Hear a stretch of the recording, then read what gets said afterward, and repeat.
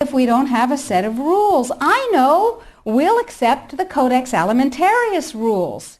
And all the members of the WTO worldwide will, get ready for an Orwellian term, harmonize with our standards, with the CODEX standards. Harmonize. I suggest you capitalize the first 4 letters in your mind.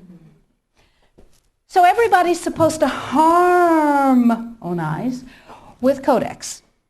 And when they harmonize with CODEX, then if they get pulled into the World Trade Organization dispute resolution process, they have a chance of winning. Because, here's the kicker. You ready for this one? If 2 countries go into the World Trade Organization dispute resolution process, and one of them is CODEX compliant, and one of them is not CODEX compliant, the one that is CODEX compliant automatically wins regardless of the merit of the case. People are using CODEX compliance as a weapon in a much bigger economic battle. So, every country in the world is racing to do what? To become CODEX compliant.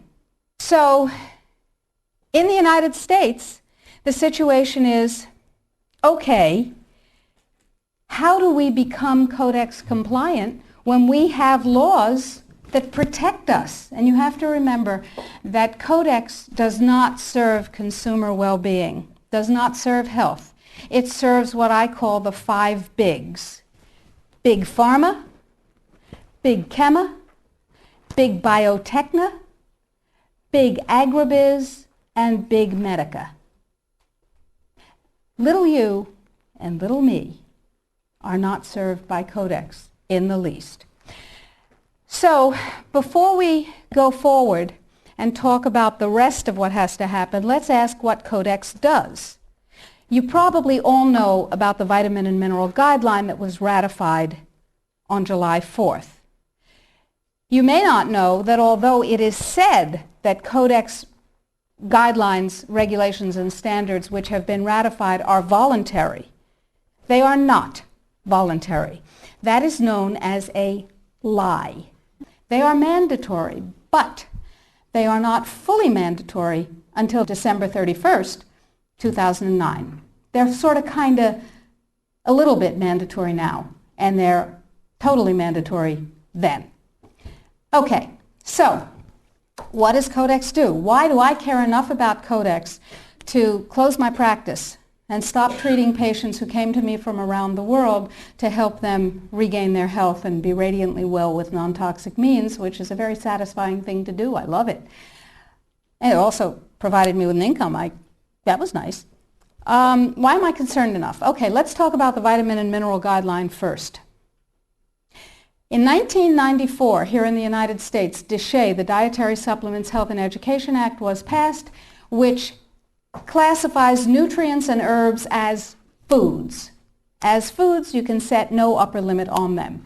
You cannot set an upper limit on lettuce, lamb, or rutabagas, and similarly, you cannot set an upper limit on vitamin C, echinacea, ginkgo biloba, vitamin D.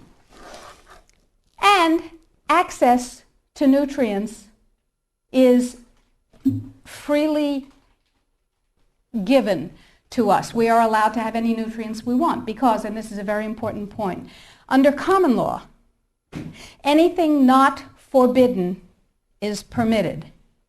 CODEX, on the other hand, is a Napoleonic Code law system. Under Napoleonic Code, anything not permitted is forbidden. That's called a positive list. So, vitamins and minerals. In 1994, we passed DSHEA. Nutrients are foods. We can have as much of them as we want. It's our business. In 1994, CODEX, with no notice here in this country whatsoever, declared nutrients, put on your intellectual seatbelts, declared nutrients to be toxins. They're poisons. Dangerous industrial poisons. As poisons, we have to be protected from them. How do you protect somebody from a poison? You use toxicology. you use a science called risk assessment. A quick primer on risk assessment. First, you take the substance that's poisonous and you feed it to animals and you determine the dose that kills 50% of them. That's called the LD50. Okay? And you extrapolate what the LD50 for a human being might be. Then, you go down to the other end of the dosage range and you start feeding itty-bitty tiny bits of it to test animals. And you come up with the largest possible dose, the maximum permissible upper limit, that can be fed to an animal before a discernible impact is shown.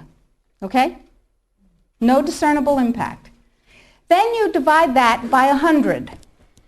That's how they do it in risk assessment. And now you've got a safety margin.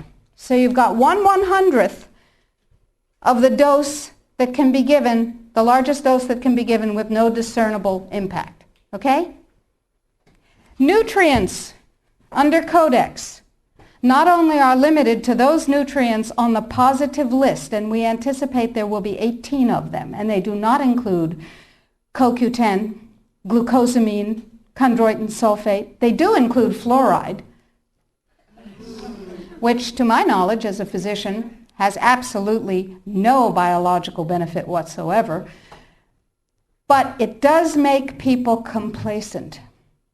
Fluoride was first used in the Gulag because it was discovered that prisoners who were fed fluoridated water were complacent and you could do anything you wanted to them. They were easy to manage. So you have 18 nutrients. You have itty-bitty, teeny-weeny, little-bitty doses that are determined scientifically to have no effect on any human being. Now, in this country, we have a problem. We have déchets. We got to get rid of déchets in order to harmonize with CODEX. That part of CODEX anyway. So how do we get rid of déchets? We attack it legislatively, of course. And there are 5, count them, 5 bills currently before Congress designed to overturn, gut, invalidate, and otherwise get rid of déchet. Because once déchet is gone, we can harmonize with a vitamin and mineral guideline. So what we're talking about is waking up one morning and being very surprised to find that high-potency, therapeutically effective, clinically significant nutrients are now illegal in the way